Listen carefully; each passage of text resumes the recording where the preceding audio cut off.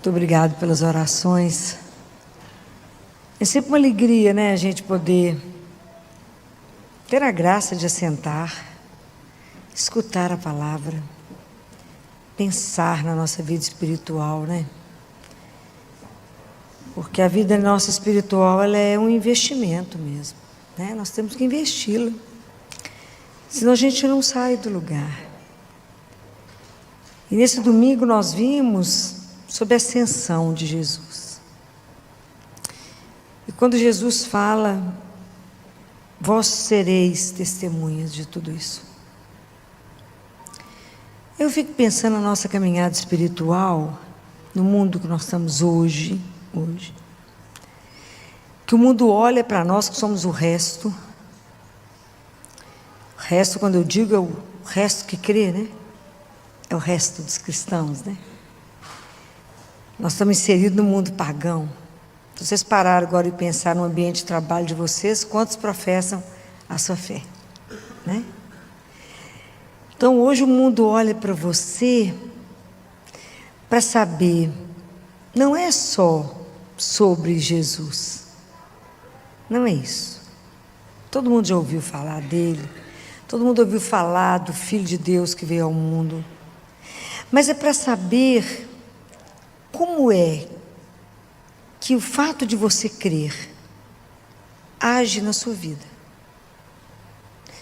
Isso que as pessoas querem saber, qual é o efeito da fé na sua vida?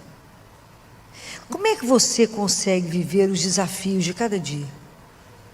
As frustrações, as exigências, as tristezas, as perdas. Como é que você vive isso? Como é que você vive tudo que chega para você? Isso que eles querem saber. Teilhard de Chardin fala, cristão já tem mais de 2000 anos que Jesus veio. O que vocês estão fazendo com a esperança? Ok? Então, como é que nós podemos irradiar uma fé? Como é que eu posso viver todos os conflitos, todos os desafios, todas as exigências que você teve hoje? Como é que você reagiu em cada uma delas? O que te norteou? Compreendem? A nossa vida, mais do que a palavra, ela tem que dar testemunho daquele que me sustenta. Não é fácil. Porque dar testemunho que Jesus está vivo é fácil quando a vida é boa. Ok? Quando está tudo bem, todo mundo empregado, todo mundo com saúde, né? Dinheiro no banco, todo mundo passeando. Claro que Deus existe. Tira uma coisa. Como é que nós reagimos? Será que a gente um dia vai ter a capacidade de Madre Teresa? Madre Teresa falava que agradecia, ela era grata a Deus por tudo que Deus tirava. Falava, oh meu Deus, estou chegando nisso, misericórdia. Misericórdia, né? Então, é preciso que a gente preste atenção nisso, né? Como é que hoje, se as pessoas olharem para a minha vida, não que o cristão é melhor do que ninguém, não somos melhores do que ninguém. Nós só temos um jeito de agir que é diferente do outro. Por quê? Porque os valores que vão nortear a minha vida é o que Jesus ensinou. É isso. Então eu vou ter esperança sempre, eu estou ancorada. A minha esperança está ancorada, não é aqui, é no céu. E aonde que ela está ancorada? Em Jesus. Então ela vai acabar? Nunca. Mas será que a gente tem a condição de assumir isso, de viver de verdade as decisões, as coisas que a vida traz, mostrando quem é que é a razão da nossa sustentação? É isso que o mundo está de olho em você, para falar, para ver como é que essa pessoa reage. Como é que ela vai fazer com tantas coisas que a vida traz? Como é que ela, como cristã, decide? E isso dar testemunho do nome do Altíssimo. Não é fácil, não. Mas é possível? É. O que nos impede? Nós somos muito lentos, né? Jesus fala isso para os discípulos, né? Como sois lentos para crer, como sois lentos para acreditar. Em tudo, eu estou aqui do lado de vocês, como é que vocês são lentos? Imagina agora que a gente foi embora, quer dizer, está aqui, mas a gente não vê. É difícil. Porque nós demoramos demais a caminhar. Porque a nossa vida, eu já repeti isso tantas vezes, mas a gente precisa dizer de novo. A nossa vida é um encontro da graça com a liberdade. Então Deus não vai te invadir. Mas Deus vai fazer de acordo com o que você desejar. Então, Senhor, o Senhor me ajuda fala agora. O Senhor me ajuda a rezar mais? O Senhor me ajuda a ter um programa de crescimento espiritual? O Senhor me ajuda a ter um investimento espiritual? Que, meus queridos, sem Eucaristia diária, não vou mandar. Eu preciso me encontrar com Ele. Eu preciso permitir ser transformada por Ele. Senão nós vamos continuar como qualquer pagão batizado, que não fez nenhuma diferença a presença do Espírito em nós. A gente caminha, mas morto. Tem gente que você encontra e fala, não, estou precisando de injetar Jesus na veia dessa pessoa. Morto. Vivo. É a psicologia do túmulo. Está morto, só não deitou. Aquele povo que se arrasta, não tem esperança com nada, aquele desânimo, falta vida. Eu falo, gente, cadê? Onde é que eu te aciono aqui? É a famosa assídia. O que você tem? Nada. O que você está precisando? Nada. O que você está sentindo? Nada. O que você quer? Nada. Está morto. Não tem desejo, não tem paixão, nada deixa a pessoa animada, nada é capaz de contagiar, não tem uma alegria, que a figura que levanta deita tudo igual. Fala, misericórdia, entrou e saiu do ambiente do mesmo jeito, ninguém percebeu, está morta bem, não tem condição. Eu falo, você não conheceu Jesus não, porque Jesus é fogo puro, é o que vai chegar e que vai te animar, porque você não vai precisar de mostrar que você pertence. As suas atitudes, a sua postura, sua forma de vestir, sua forma de falar, sua forma de conduzir, dirá a quem você pertence. É escandaloso. Mas você tem que ter uma caminhada, você tem que ler a palavra, você tem que se nutrir da palavra. Senão, não andamos. A nossa vida sem uma vida de oração, nós temos que ter o tempo de ler a palavra, nós temos que meditar, eu tenho que ter o tempo de ouvir. Falar, mas é difícil demais ouvir Jesus, tenho certeza, então eu não escuto nada, não entendo nada que ele está falando. Mas, no meio de tantas vozes, saber qual que é a dele. Mas e quando eu não escuto? Como é que eu sei que é ele? Como é que vocês vão saber que é ele? Vocês trouxeram aqui para ele uma decisão. Ele falou, o que é para ir ou para não ir? Não estou entendendo, não estou escutando o que ele está falando. Como é que você sabe se você pode fazer ou não? O que te dá segurança? Tem que ensinar isso para vocês. É assim, quando a gente não entende nada que ele está falando, mas você sente que o caminho é para cá, então você vai. Por que eu posso ir? Porque o amor dele por mim é tamanho, que se eu entendi errado, ele vai mudar o rumo. Vai vir cá bem, para cá. Essa confiança incondicional. Mas para que eu possa ter essa confiança incondicional, essa certeza desse amor que nunca vai me abandonar, eu tenho que ter uma caminhada pessoal com Jesus.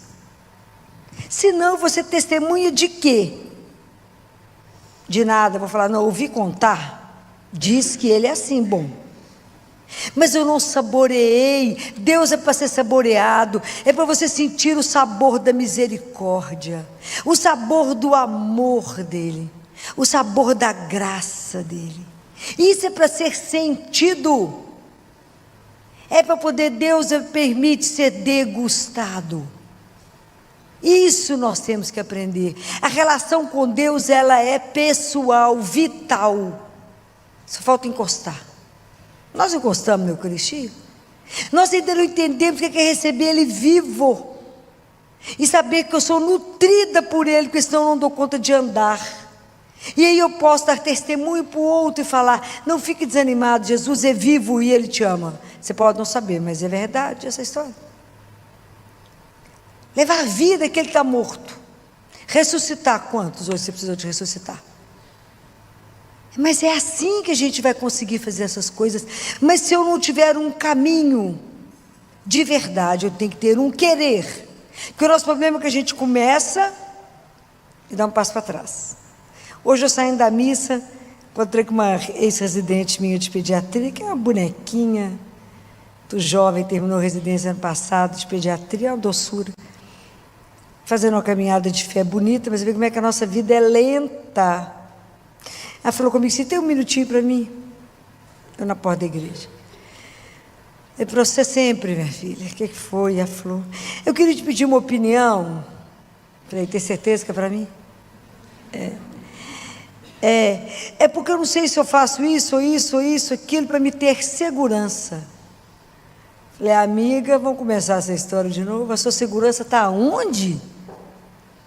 Essa segurança está nisso, nisso ou nisso? A nossa segurança está onde? É em Jesus. Está vendo como é que é lento? Ela falou: ai, Filó. Falei: a nossa segurança é um só. É Jesus. Se eu estiver procurando a minha segurança no meu emprego, na minha conta bancária, no nome que eu carrego, na minha profissão, ela pode simplesmente acabar numa fração de segundo, ok? A nossa segurança está naquele que é eterno. Ai, que coisa escandalosa. Naquele que nunca vai me abandonar, que nunca vai me deixar, porque me ama. Isso você tem que repetir o processo o dia inteiro. Ele me ama. Então eu vou fazer uma experiência desse amor. E com a experiência desse amor eu vou poder revelar para o outro que é real. Essa história é real. Que Jesus não é uma ideia, é uma pessoa. Então eu não ponho minha confiança e não tenho fé, não é numa ideia, não. É alguém que é concreto. A palavra se fez. Vocês imaginam quando lá em Gênesis ele falou: faça a luz aconteceu. Está aí, é tudo concreto. É real, gente. Deus é real. Isso é escandaloso. Um Deus que veio até nós e que nos ama na nossa miséria. Eu fico impressionada. Como é que eu falo? Como é que o Senhor vem até mim todo dia na miséria? Não tem nada para te dar. Nada. Continua nessa miséria. Continua essa lerdeza, né? Porque até a gente se abandonar, se entregar e falar: faça o que o Senhor quiser. Até eu desejar somente ter a vontade dEle. Até Ele ser o maior amor da minha vida, minha maior riqueza, minha vida, o ar que eu respiro. Isso tem um chão. Porque com Deus não tem nada mais ou menos. E eu queria ensinar a vocês que vocês lessem. Tem muita, no Evangelho de João, João fala assim: e muitas coisas Deus fez, Jesus fez. Mas isso aqui está escrito para que vocês creiam. Algum de vocês leu o livro de Catarina Emmerich sobre a paixão de Jesus? De onde Mel Gibson tirou o filme? Ninguém leu. Pois é. Agora o Mel Gibson vai lançar o livro da ressurreição. Vai ser uma coisa extraordinária. Nesse livro, tem um capítulo da ascensão de Jesus. Então tem coisas que vocês têm que ler. Catarina Emmerich, nos últimos 12 anos da vida dela, ela recebeu todos os estigmas de Jesus. E ela vivia com uma eucaristia por dia, não tinha nem água. Ela foi beatificada por João Paulo II. Tem jeito de não ser, né, gente? Então ela comungava, ela entrava em êxtase e via as coisas e descrevia. Então tem o livro de Nossa Senhora, que é um escândalo. Quando ela descreve a Anunciação, você acha que morre. Quando ela tem um livro dela de Maria Madalena, espetacular. E tem esse livro. Vale a pena ler. Imagina, essa mulher foi beatificada, ela teve todos os estigmas, ela viu tudo, então ela descreve a ascensão. Na verdade, ela começa a descrever 24 horas antes de Jesus ir. E que Jesus andava com os discípulos. Que Jesus, no dia da ascensão, Jesus andou com eles, refez todo o caminho da paixão. E foi explicando para eles as coisas. Nesse local, foi isso. Nesse local era o profeta tal que falou tudo isso. Jesus foi passando pelos lugares. Imagina. Que na véspera da paixão, Jesus estava andando com eles e tinha um grupo de gente. Que Nicodemos e José de Arimateia fizeram um banquete para Jesus, os discípulos e Nossa Senhora. Jesus foi lá, na véspera da Assunção. Jesus ficou 40 dias depois da Páscoa, andando com os discípulos, aparecendo. Mas nós não estudamos, nós não lemos. É extraordinário. Jesus, depois desse banquete, Jesus continua com eles em oração, reúne os apóstolos, reúne com Nossa Senhora, que fica em frente, faz de novo a ceia com eles, coloca Pedro, coloca um manto em Pedro, institui de novo em Pedro, confirma em Pedro a autoridade que ele deu diante de todos os discípulos. Ele confirma isso. Ele ensina sobre o batismo, ele ensina sobre a bênção. Jesus ensina tanta coisa séria. E depois ele coloca Nossa Senhora no meio, chama ela, coloca ela no meio e fala: ela será a medianeira de vocês. E que os discípulos se curvam diante dela. Então eu preciso que vocês leiam. Depois de lá, como é que foi, como é que eles andaram, até o momento da ascensão. É lindo, como é que ele se despede de Lázaro, que estava escondido, né? Ficou escondido em casa, porque se ele aparecesse, eles matavam ele, que era a prova, né? Então, como é que ele viveu tudo isso, né? É preciso que vocês leiam outras coisas, para acrescentar a vocês, porque é uma literatura que foi de uma mulher que foi beatificada. Então, vocês podem ler isso sem medo de estar cometendo nenhum erro, né? Pode ler. Vale a pena ler. Como é que foi essa despedida? O quanto que os discípulos choraram, o quanto que estavam angustiados. E a única pessoa que não chorava era Maria. Jesus falava: por que você está chorando? Olha, minha mãe não está chorando, não. Mas você imagina a angústia que eles falavam: como é que vai ser depois que ele se for? Ele falou: mas eu não estou indo, eu vou voltar. E ele vai se manifestar de outra forma. E é isso que a gente precisa aprender de novo. É isso que a gente precisa viver, essa intimidade, essa amizade com Ele. Para que as pessoas possam olhar para a nossa vida e falar: é diferente. Porque somente a fé pode fazer com que eu viva uma dor. E não permitir que a dor seja a última palavra da minha vida. É somente pela fé.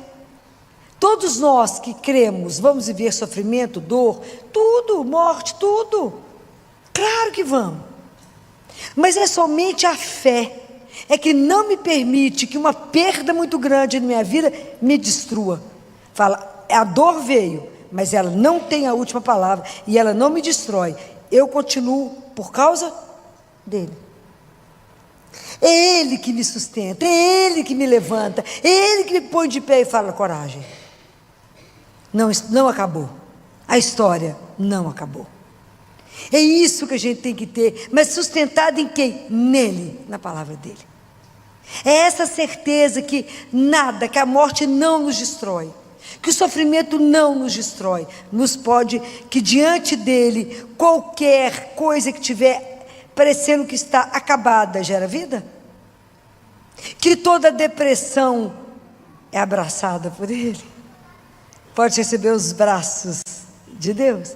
Que toda angústia pode ser aliviada por Ele. Isso é Ele. Toda situação pode ser transformada na presença de um Deus vivo. Aonde eu encontro o Deus vivo? Em cada Eucaristia. Ali, no Santíssimo. Nós estamos diante de Deus vivo. É extraordinário. Mas nós não aproveitamos isso e deixamos perder a graça.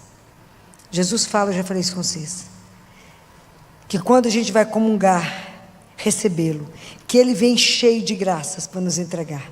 Por que Ele não entrega? Porque o nosso coração é duro e não cremos na presença dEle real. Tem que pedir essa graça, pedir a Nossa Senhora que nos ajude a amolecer o nosso coração, até a graça do temor, né? Até a graça que quando entramos numa fila, estamos na fila do supermercado,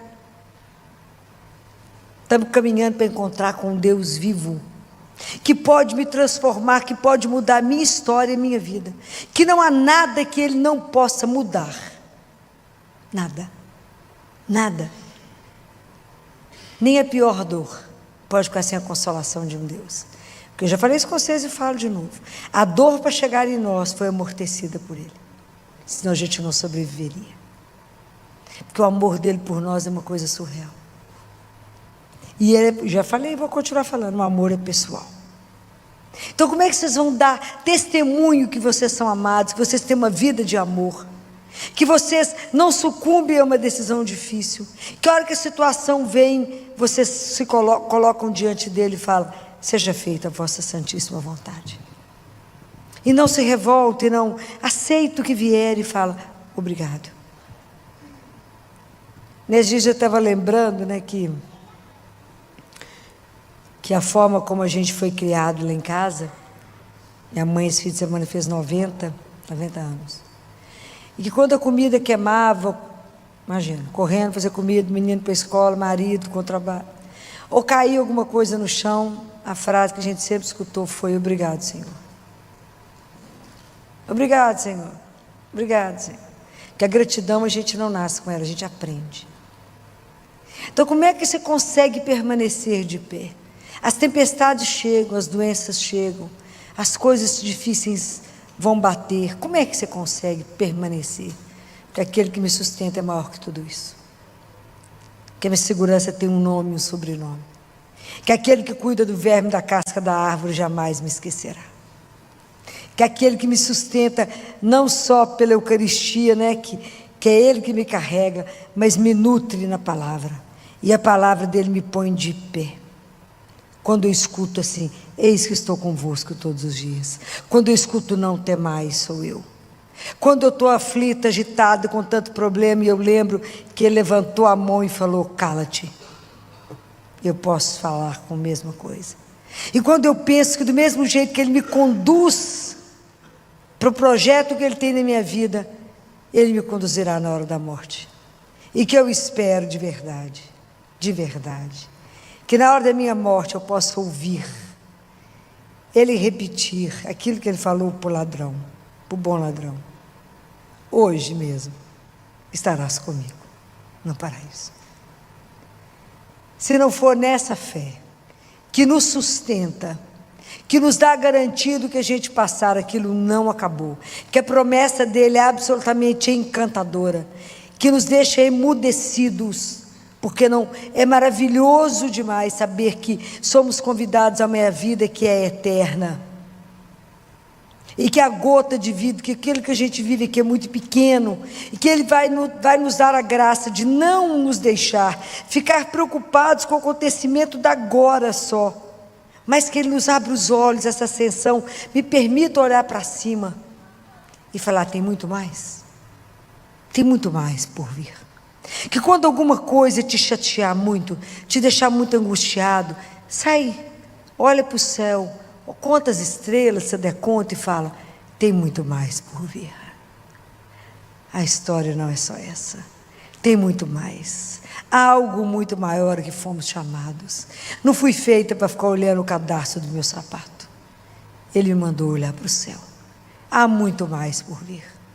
Olha a lua, olha as coisas que Ele criou e fala, há muito mais por vir. Há um Deus eterno que cuida de mim, que me ama. Dê testemunho disso pela sua serenidade, pela sua paz que transcende qualquer coisa. Consiga viver o que você tiver que viver. O mundo está de olho em nós. Como que esse povo dá conta? Por causa dele, simples assim.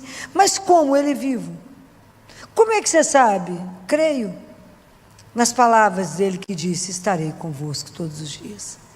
Naquele Deus que transformou tudo para nós, que cuida de nós.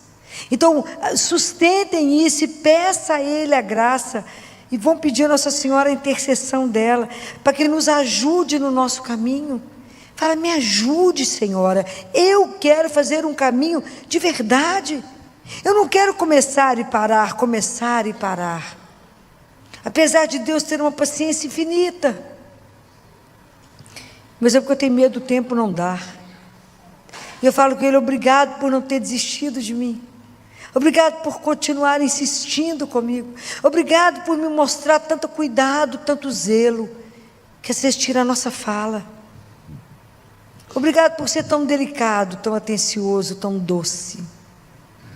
Nessa doçura que Ele permite que a gente saboreie esse mel que Ele é. Ele é doce. Deus cuida. Obrigado por ser inclinado. O Senhor inclinou e veio até mim e fala comigo. Isso é uma coisa surreal. Obrigado por o Senhor escutar as minhas misérias, por eu chorar. E só o Senhor sabe por que eu choro. O Senhor guarda até minhas lágrimas. Obrigado porque eu estou sentado. O Senhor sabe por que eu estou sentado. Se eu levanto, o Senhor sabe por causa de quê. O Senhor sabe tudo que eu sinto, que eu penso, que eu falo. É de enlouquecer esse amor, da gente olhar e falar, como a gente pode ser merecedor disso? Não somos merecedores, Ele é amor. Mas Ele nos convida a viver essa aventura com Ele. Aquilo que eu falei semana passada com vocês. A aventura com Jesus não tem um cartão, não tem uma pólice de seguro, ok? É uma aventura. Mas é encantador. Então, que Deus nos conceda essa graça, né, da gente primeiro se converter e não demorar muito. Pedir a Ele que tire tudo aquilo que me prende, independente se é uma corda ou se é um fio de nylon, mas aquilo que me impede de me lançar e falar, eu creio, e viver daquilo que você crê.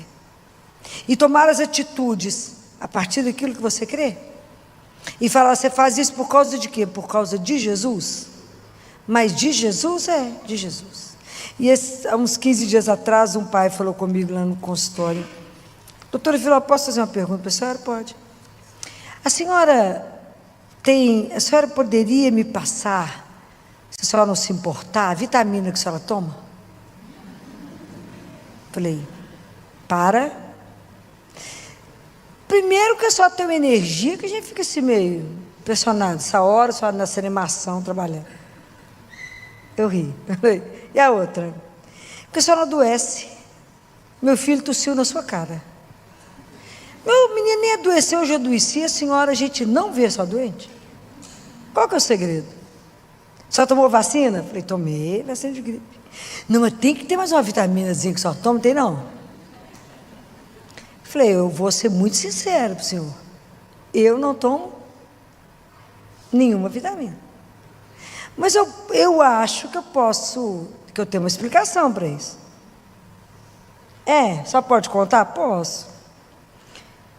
Eu tenho a graça da missa diária e eu recebo Jesus vivo todos os dias. Ele falou, falei, é pelo seu ar que você não caminha. É a sua incredulidade que não deixa você sair do lugar. O dia que você acreditar no que eu te digo, você verá quão extraordinário é andar diante de um Deus vivo. Mas tem que querer, porque a nossa vida depende da nossa liberdade. Isso para mim é uma das coisas que mais me encanta em Deus. Ele cria cada um de nós, tem um projeto escandaloso para cada um de nós, se a gente quiser. E fala, mas você é livre. Isso é escandaloso, que eu posso falar com ele, eu não quero nada com o Senhor. Ou eu posso falar, eu quero viver com o Senhor. E Ele espera e aceita qualquer decisão nossa. Tem que amar demais, tem que ser uma coisa extraordinária para falar, se você quiser. Não é maravilhoso nosso Deus? Mas eu quero que vocês tenham essa paixão por Ele, para que vocês possam, vocês darem testemunho desse Deus de amor. E eu quero encerrar com um poema do Vantuan François Vantuan. Já falei com vocês desse arcebispo que vai ser santo. Vai ser santo. O processo de canonização dele está aí. Já contei para vocês. Um dos livros dele se chama 5 Pães e 2 Peixes. Ele ficou preso por 13 anos, onde não tinha nem janela. E ele escreveu esse poema e com ele eu quero encerrar, junto com um trecho da carta de Coríntios, e que ele diz assim: só Deus pode dar a fé, mas vós podeis dar o vosso testemunho. Só Deus pode dar a esperança, mas vós podeis dar a confiança aos vossos irmãos e irmãs. Só Deus pode dar o amor, mas vós podeis ensinar os outros a amar. Só Deus pode dar a paz, mas vós podeis espalhar sementes de unidade. Só Deus é o caminho, mas vós podeis mostrá-lo aos demais. Só Deus é a luz, mas vós podeis fazê-la resplandecer nos olhos de todos. Só Deus é vida, mas vós podeis dar aos outros vontade de viver. Só Deus pode fazer aquilo que parece impossível, mas vós sereis capazes de fazer aquilo que é possível. Só Deus é suficiente por si mesmo, mas Ele prefere contar conosco. Na carta de Coríntios, primeira carta de Coríntios, no capítulo 16, no versículo 13, eu quero encerrar com essa frase. E ele diz: permanecei firmes na fé. Presta atenção na estrutura do Pai Nosso. Quando a gente reza o Pai Nosso, a primeira palavra que a gente fala é Pai. E a última palavra que a gente fala é? Vamos rezar para lembrar? Pai Nosso, santificado, venha a nós, vosso reino, seja feita a vossa vontade, assim na terra como no céu. O pão nosso de cada dia nos dai hoje. Perdoai-nos as nossas ofensas, assim como nós perdoamos a quem nos tem ofendido. E não nos deixeis cair em tentação, mas livrai-nos do mal. Do mal. Então, se o mal está no final e o Pai no início, o mal é o antipai. Já pensaram nisso? Nos livre do mal. O mal é o antipai. Eu chamo Pai, Pai Nosso. Santificado seja o teu nome, venha o teu reino. Depois, tudo mais eu vou pedindo a Ele que nos dê o pão, mas que nos livre de algumas coisas e nos livre do mal. O mal é o antipai. Se a gente pegar a história na Bíblia, eu separei 3 histórias, que a gente vai ver a questão do mal. A primeira está em Gênesis, não sei se alguém está com a Bíblia, no capítulo 3, que é a história da Eva, com Adão e a serpente. Mas o que eu quero chamar a atenção de vocês, de uma frase, está no capítulo 3, mas está no versículo 6, uma frase que diz assim: a mulher viu que a árvore era boa ao apetite e formosa à vista, e que essa árvore era desejável para adquirir discernimento. O mal, ele é tão difícil da gente reconhecer, porque às vezes ele vem muito colado no bem. São Tomás de Aquino diz que o mal só chega perto de nós porque ele se reveste do bem, senão ele não conseguiria chegar. Porque às vezes é muito difícil discernir o mal do bem. A voz dos dois, às vezes, é tão sutil no nosso ouvido que você fica na dúvida do que é mal, o que é bem. Então você imagina, o mal que a Eva fez nesse momento foi a partir do olhar dela. Olha como é que a Bíblia diz. Ela olhou e viu que a árvore era boa. O que tinha de ruim naquela árvore? Nada. Era boa para o apetite, era formosa à vista, ela era bela, ela tinha uma boa aparência, ela era bela, era boa para você comer, e ela te dava, ela ainda tinha uma meta com essa fruta, que era adquirir discernimento. Então, tudo de bom, mas esse era o olhar dela. Não era o olhar de Deus. Deus vê o bem no todo daquilo. Então, quando tudo que Deus criou, qual que era a frase que ele terminava? Ele criou e falava, Deus viu que tudo era bom. Ele vê na essência, no todo. A Eva viu sob o olhar dela, e pelo olhar dela, tudo é bom. Aquilo era maravilhoso. E aí ela cometeu o pecado. Então, às vezes, é tão difícil discernir. Há um estudioso que diz que para poder discernir a voz do mal e do bem, às vezes é a mesma dificuldade que você tem de escutar. Olha a comparação que ele faz. Uma gota de chuva cai dentro do oceano. Como é que escuta? Então, o mal, ele é o sequestro do olhar. Muitas vezes a gente precisa de curar o nosso olhar, a forma de ver, porque o nosso olhar é imperfeito. E na nossa visão, isso é bom, Senhor, mas aonde está o mal nisso? Às vezes a gente não consegue perceber essa gota que cai no oceano, é só uma gota, mas a proporção que ela vai trazer de problema é oceânica. Então, por isso nós precisamos de compreender que nós só vamos vencer o mal quando nós tivermos consciência que nós somos pecadores, que somos imperfeitos, que vivemos a nossa vida na fragilidade. Então a chance da gente errar é alta. Então por isso que nós temos que ser dependentes de Deus e falar, me mostra nessa situação, é boa mesmo? Porque eu estou vendo tudo tão lindo, né?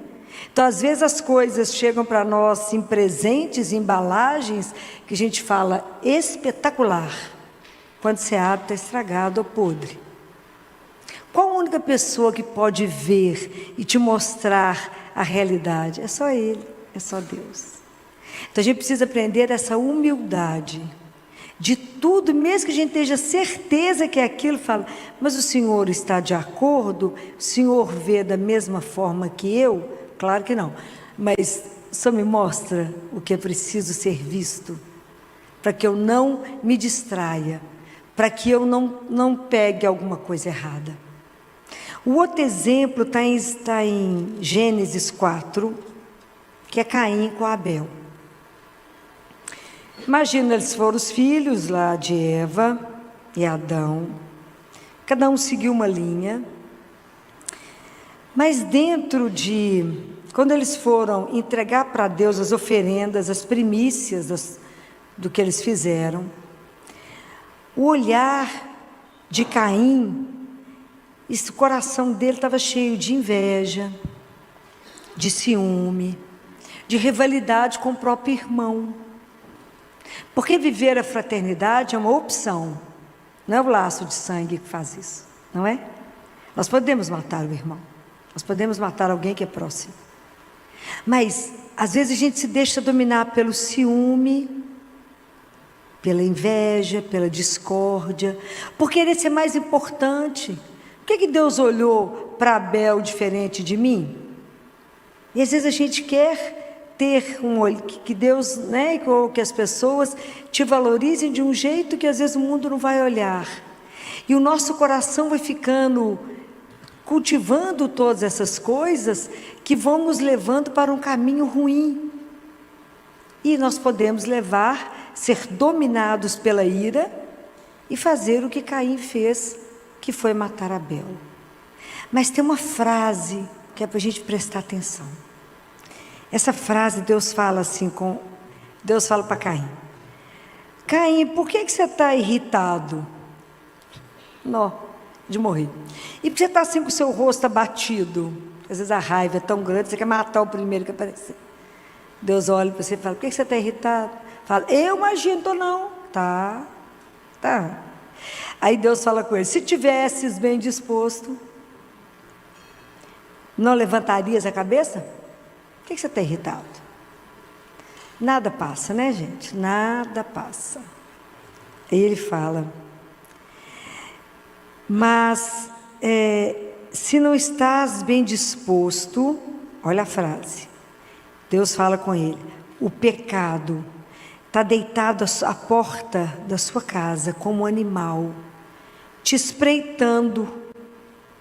Mas a frase que Deus termina é de doer, porque ele fala assim: mas tu podes dominá-lo. Então, para que a gente preste atenção que o pecado é uma opção nossa. O pecado é uma opção nossa, mas tu podes não pecar. Tu podes dominar o mal. Essa frase é uma frase para ficar em nós. Tu podes não cometer adultério. Tu podes não furtar.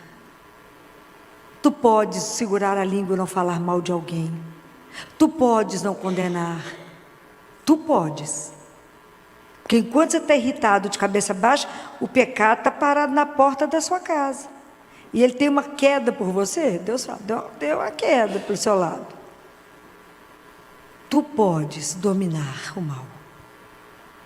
Diante de ti está a água e o fogo. Estende a mão para onde você quiser. Jesus viveu, sabe girassol, que vive só procurando o sol? Jesus viveu em função do Pai. Quando a gente falou aqui que o mal, quando a gente fala o mal, ele é o anti-pai, a nossa luta toda na vida é contra o mal na nossa vida, que é o pecado. É a luta toda. E a gente só vence quando a gente entende que a gente é frágil mesmo, pecador, e que a gente não dá conta. E o terceiro exemplo que eu tirei para vocês, também está em Gênesis 50, que é a história de José do Egito. Que o pai dele era alucinado por ele, né? Jacó era alucinado por aquele filho. Aí o ciúme tomou conta dos irmãos, falou, nós vamos matar ele. Esse negócio do pai ter preferência por ele, a gente mata. Está vendo quanta coisa a gente tem que trabalhar no nosso coração?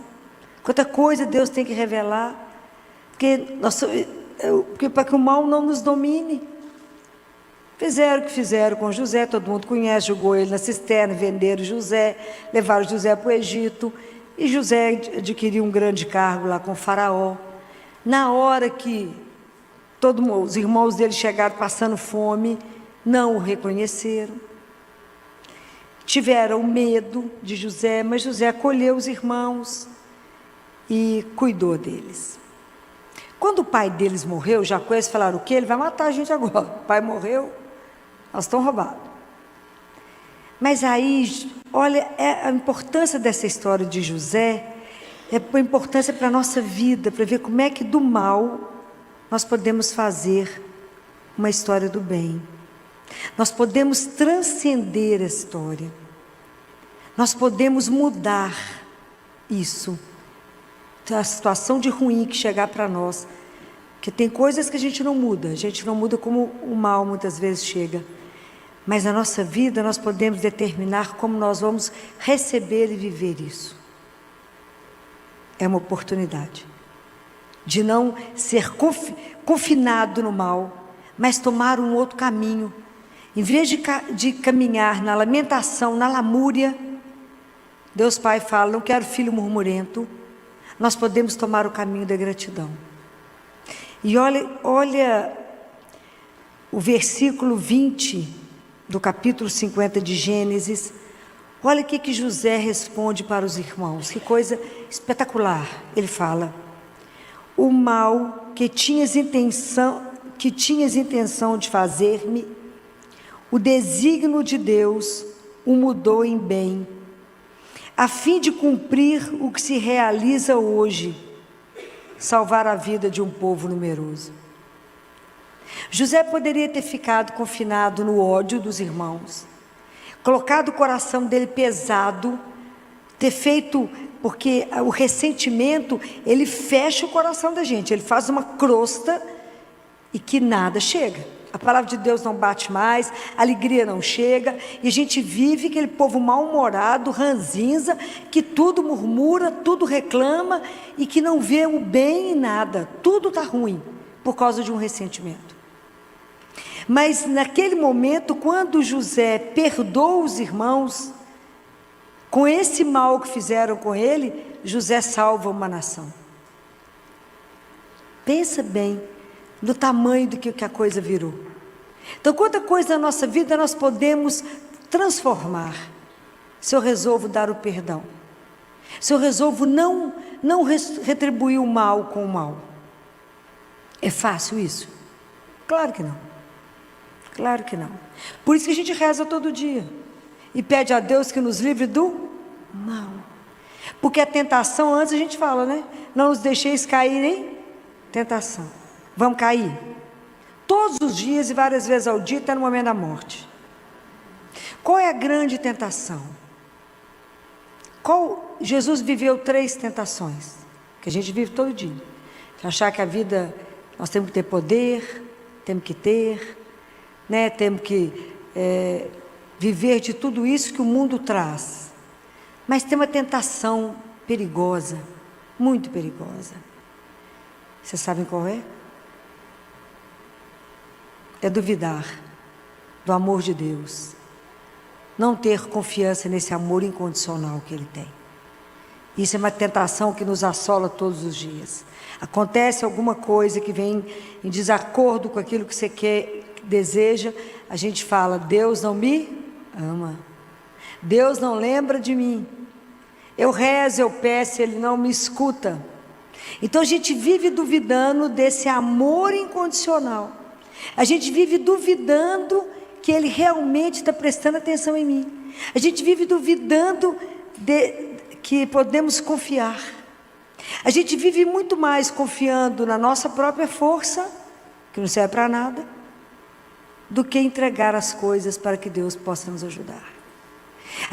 O grande tentação da nossa vida é esquecer disso. Cada um de nós foi criado antes da criação do mundo. Deus sonhou conosco. É uma coisa impressionante pensar nisso. Ele sonhou, por isso existimos. E quando Ele sonhou conosco, Ele tem um projeto para cada um de nós. Que o dia da nossa morte nós vamos entender, nesse projeto maravilhoso da salvação, que é o mistério, qual é o papel de cada um de nós. Mas a gente se perde, o mundo nos faz perder isso. Então a gente fala: Deus nem lembra de mim, você acha que Ele está me vendo aqui na minha vidinha mais ou menos? E aí eu não penso que Deus tem um projeto e quero viver a minha vontade, e não a vontade de Deus. Então a gente precisa aprender aquilo que Jesus fala: aquele que quer me seguir tem que renunciar a si mesmo, né? O que é renunciar? Esvaziar. Esvazia de você, tira o ego e se enche de Deus. E deixa Deus ser Deus na nossa vida. E deixa Deus cumprir o projeto que Ele tem na nossa vida. Mas a tentação é falar: não, daqui eu vou sozinha. Muito obrigada. Até onde o Senhor me trouxe, aqui é o caminho. Que aqui eu sei o caminho. Não precisa da sua ajuda, porque aqui eu sei. E a gente precisa do colírio que é Deus, para fazer com que a gente enxergue. O tratamento da nossa vida chama Jesus. Então, a única pessoa que pode nos livrar do mal é o Pai. Mas para que a gente possa conseguir vencer a tentação de todo dia, a tentação de achar que o meu nome, que o poder, meu poder financeiro, que isso me traz tudo, isso é ilusão. O mundo quer nos levar numa ilusão de que possuir as coisas, ser famoso, é o que te traz a felicidade. Isso é engano. É engano. A nossa felicidade não é essa, a nossa felicidade é estar com Deus, né? Então, tudo que tenta nos tirar de Deus é o mal, que quer nos despistar, quer nos levar para outros caminhos, quer fechar o nosso ouvido para não ouvir a voz dEle, quer fechar os nossos olhos para não ver, quer endurecer o nosso coração. Terça-feira eu falei sobre isso aqui. Você sabe o que é coração contrito? A gente vem para a missa e a gente precisava de ter um coração contrito, não é? O que é coração contrito? Então eu vou dar para vocês o exemplo. Você pega uma terra que está seca, dura, que até trinca de tão dura que ela está. Você joga água, resolve o quê? A água não entra. É assim quando eu venho para a igreja com meu coração cheio de ressentimento, de mágoa, querendo vingança, querendo descontar no outro que ele me provocou o sofrimento. O padre pode fazer a melhor homilia do mundo, pode ler o evangelho todo várias vezes, e a palavra não entra, ela bate e volta, ela não entra em você. Coração contrito é quando eu pego essa terra, esfarelo ela, eu tenho que quebrar ela inteira, para que aí a água possa chegar e empapá-la. Então, antes de eu chegar aqui para rezar, Eu preciso pedir a Deus que quebre meu coração, que quebre essa capa de ressentimento, esse mal que está em nós fazendo uma crosta. Fala: Senhor, me dá um coração manso, me ajuda, porque quando me fazem o mal, eu quero retribuir com o mal. Não é uma opção do ser humano a gratidão. Nós caminhamos por ressentimento, nós não caminhamos pela via da gratidão, mas é preciso exercitar, é preciso pedir a Deus que cada coisa que chegar em nós, que chegar como a gente vendo como sendo algo ruim, pedir a Ele a graça de transformar isso numa situação que possa ser melhor para mim, que fazer do mal o bem. Como é que eu tiro o mal, o bem do mal? Deus pode fazer isso, senão Ele não seria Deus. De toda situação ruim, Deus pode extrair o bom, senão Ele não seria Deus. Então eu preciso pedir a Ele que nos mostre quando é que eu corro o risco de pecar. Em que momento eu estou correndo o risco de cair em tentação? Porque quando é que eu vou reconhecer isso? Quando eu aprender a me conhecer, a me ver e saber que eu sou frágil, que eu caminho nesse mundo muito mais contando com a minha fragilidade, com a minha miséria, com a minha pequenez. Quando eu reconheço que eu sou pecador, que eu não dou conta de nada e que eu preciso de perseverar, de permanecer em oração, permanecer com a Eucaristia, com a palavra, eu não vou sobreviver. Se eu não entender que a minha vida é feita do encontro da graça com a liberdade, eu não caminho. Porque eu preciso da graça de Deus para dar conta de caminhar e não pecar. E mesmo assim a gente peca 7 vezes no dia, segundo a palavra. Então é uma luta. A luta contra o mal é a luta de todo dia da nossa vida. O dia inteiro nós lutamos contra o mal, contra tudo aquilo que quer te seduzir, te tirar do Pai. Então, mas a tentação é uma coisa muito interessante na nossa vida, porque ela nos firma no Pai. A tentação, eu acho que ela é importante na nossa vida, porque ela me faz fazer a opção pelo Pai o dia inteiro. Ah, faz isso só hoje. O que tem, né, amor? Nós estamos no mundo, o que tem? O que tem? Só uma vez. O que tem só hoje? O que tem roubar isso? Ninguém está vendo. O que tem? Vê. Mas se eu faço a opção, eu não farei isso por causa dele, porque eu o amo. Ele é o Senhor da minha vida. Cada vez que eu faço a opção pelo Pai, eu me centro em Deus e fortaleço a minha fé. Então por isso que a tentação, ela tem esse lado interessante. Deixar de ser tentado não tem jeito, nós somos humanos, nós estamos no mundo. Enquanto a gente está aqui nesse mundo, tudo vai nos seduzir. Mas quando a gente conseguir vencer isso, nós fortalecemos a nossa fé. Mas é isso que eu quero dizer para vocês. A tentação, ela vai nos fortalecer, mas a gente tem que estar atento. Todos os dias a gente reza isso: me livra do mal, me dá a graça necessária para reconhecer o risco que eu tenho de cair em pecado e não pecar. Isso é uma graça, mas que a gente tem que estar atenta. Se a gente não estiver vigilante, por isso que orar e vigiar. É o vigiar. Isso aqui eu corro o risco, então eu não vou, porque eu não quero ofender o meu Senhor, eu não quero magoá-lo, eu não quero fazer isso. Mas a gente pode contar com uma força muito grande, né? Além da Eucaristia diária, quantos aqui, tem algum jovem que ficou aqui, que foi consagrado? Hoje, fez a consagração? Levanta, vamos ver quem é, os que estão consagrados. Tem uma coisa interessante, eu também sou consagrada a Nossa Senhora, e uma coisa que eu queria falar para vocês, né? Claro que quem quiser aprender, que nos ajuda profundamente todo dia, é pedir a Nossa Senhora que nos ajude contra o pecado. Vocês aprenderam isso estudando? Aprenderam? O que a gente tem que fazer todo dia de manhã? A gente pede a ela, a gente reza 100 vezes, Ave Maria, Virgem Fiel. Então a gente fala com ela: Mãe Santíssima, não me deixe pecar hoje. A gente só tem hoje, né? Para amar e servir a Jesus, nós só temos. Então você fala com ela de manhã 100 vezes. Ave Maria, Virgem fiel. Ave Maria, Virgem fiel. Vocês repetem isso, para que ela te livre do mal, para que ela não te deixe pecar. Aí de noite, como a gente pecou, a gente fala: Ave Maria, Mãe de Misericórdia. Peça perdão de Jesus por mim. Ave Maria, Mãe de Misericórdia. Mas isso é um exercício diário. Não tem jeito de fazer isso de vez em quando. Vocês têm que fazer isso todos os dias. É igual comer, igual tomar banho, igual levantar. É todo dia, nós temos que repetir isso. A outra coisa que eu queria sugerir para vocês, porque a gente faz a consagração, é tanta emoção, e eu fiquei tão emocionada de ver vocês ali se consagrando, que eu lembrei da frase que Jesus disse, que o mal não irá vencer o mundo. E quando eu vi esse tanto de jovem consagrando a Nossa Senhora, eu tenho certeza que o mal não irá vencer.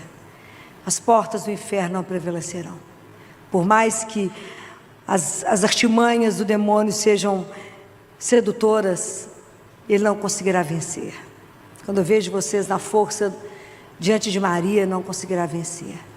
É outra coisa que eu quero sugerir a vocês, que nos ajuda profundamente nessa luta diária. Antes de vocês, porque às vezes a gente não tem o horário certo de rezar do terço, vocês aprenderam a rezar a coroinha de Nossa Senhora? Não leram isso? A coroinha dela? Vou deixar escrito para vocês, que é uma coisa fácil, simples, para a gente fazer uma coroinha para ela todos os dias, que vocês vão rezando, vai se nutrindo dela, vai pedindo a presença dela, vai pedindo: Senhora, me ajude, a Senhora venceu o mal, a Senhora pisou na cabeça do mal, me livre das ciladas, porque é tão lindo quando a gente vai pedir começar a rezar a coroinha, a gente fala com ela: dignai-vos conceder-me que vos louve, ó Virgem Sagrada, dai-me virtudes contra os vossos inimigos. Os inimigos dela é o inimigo de Deus, é o mal. E a gente pede a ela: me livre das insídias do demônio. Porque quantas ciladas vão ter no dia?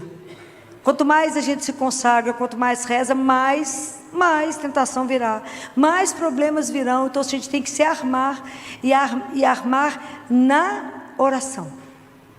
E a outra coisa que vocês precisam fazer todos os dias: as 3 vezes amém, assim seja. Aprenderam isso? Amém, assim seja, está no livrinho. Amém, assim seja, por tudo que a senhora fez na terra enquanto a senhora esteve aqui. Amém, assim seja, por tudo que a senhora faz no céu hoje. Amém, assim seja, por tudo que a senhora fez, faz e ainda fará na minha alma. Para que ela possa trabalhar a nossa alma, para que a gente possa se santificar. Então é um trabalho maravilhoso. Depois eu passo isso para vocês, que é lindo, é simples de rezar, é fácil de rezar, mas se vocês pegarem o hábito, porque é tanta coisa que depois a gente pode ir esquecendo no dia a dia, não é? Mas essas coisas dá para vocês fazer dirigindo, dá para vocês fazer dentro do ônibus, dá para fazer antes de começar uma aula, dá tempo de fazer. Eu falo que se dá tempo para me fazer, dá tempo para todo mundo fazer. Então é possível fazer isso, é possível rezar essas coisas que nos ajudam, né, a pedir a Nossa Senhora, que a coroinha a gente termina falando: sob a vossa proteção nos acolhemos, Santa Mãe de Deus. Não desprezeis as nossas súplicas em nossas necessidades, mas livrai-nos sempre de todos os perigos, ó Virgem gloriosa e bendita. Porque nós estamos sob o olhar, o mal está sempre, como diz São Pedro, o mal está sempre nos rondando, esperando a hora de pegar a nossa jugular. Fica doido para pegar o nosso pescoço. Quem nos protege é Maria. Ela nos guarda, a gente esconde debaixo do manto dela e pede a ela: nos livre do mal. A senhora pisou na cabeça do mal. Então lembre que o mal é o antipai. Então nós precisamos sempre pedir a Deus a graça, como Jesus, de viver em função dele, de fazer a opção por ele o dia todo na nossa vida. E isso é um trabalho mesmo, é um trabalho. Nós temos que estar atentos para não pecar, para não ofender a Deus, para que a gente não se distraia e achar que isso não é pecado, que isso não ofende e que isso nos distancie de Deus. Que Nossa Senhora proteja vocês nesse desejo de caminhar com ela, porque ter a graça de começar tão jovem, sob a proteção de Maria, é uma vida de sucesso, certamente. mas é o sucesso aos olhos de Deus, não aos olhos do mundo, porque a santidade não é um caminho de glória, é um caminho de chão batido, ninguém vê. A gente tem que ser santo aos olhos de Deus, é isso que nos interessa, não é? Quem tem que ver a nossa vida é somente Deus, né? Mas que Ele dê a vocês essa graça, né? Sim, que vocês procurem diariamente por isso. Lembrem disso, que nós podemos dominar o mal, nós podemos não pecar. Deus Pai disse isso a Caim: tu podes vencer o mal, tu podes não pecar. Mas isso depende de um querer. A nossa vida é um encontro da graça com a liberdade. Peça e Deus concederá. Senhor, eu não quero pecar, me conceda a graça, e Ele dará. Mas é um caminho trilhado dia por dia. Nunca confie em vocês mesmos, mas somente na graça de Deus, que pode habitar em nós, se a gente assim desejar. Então, que hoje, quando a gente vai começar a quaresma de São Miguel, vamos pedir a Deus que nos dê consciência e revele para cada um de nós aquilo que no nosso coração, na nossa vida, está fazendo com que a gente mais peque.